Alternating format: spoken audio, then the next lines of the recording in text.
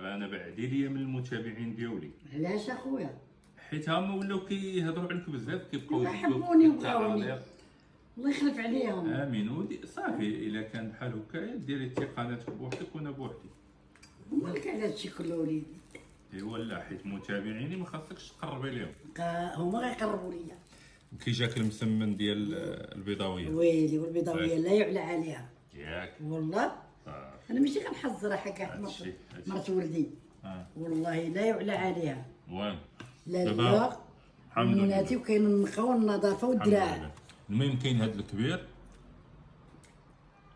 عفوا سمحوا لي، وكاين بريستيج، وكاين حتى الصغير، وكاين الانواع ديال المسمن بالحشوات، كاين بالخليع، كاين باكريش، كاين بالشحمه، كاين ديال الكفتة، كاين الكفته اللي بغيتو، وكاين حتى التريد. حتى التريد كاين التريد الفاسي والتريد ديالنا اللي كنديروا المالح المقطع.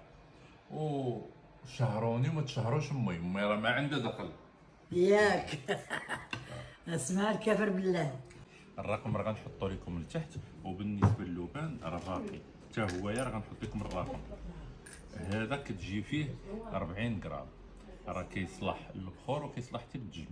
انا الوالده غنقول لها تحط لكم الوصفات ديال التجميل ديالو، والرقم غنحطو لكم.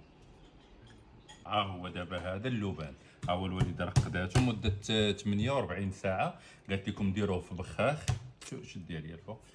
ديروه في بخاخ وديروه في الثلاجه وبقاو ديروه من الليل لليل حتى هو، او ديروا لي شي خلطات ياك ماسكات. ماسكات معاش بالزبادي، النشا، الروز، وكيبقى يتخلط. ها انتم شتي الشكل ديالو كي كيجي، غير النشا والروز وزبادي صافي.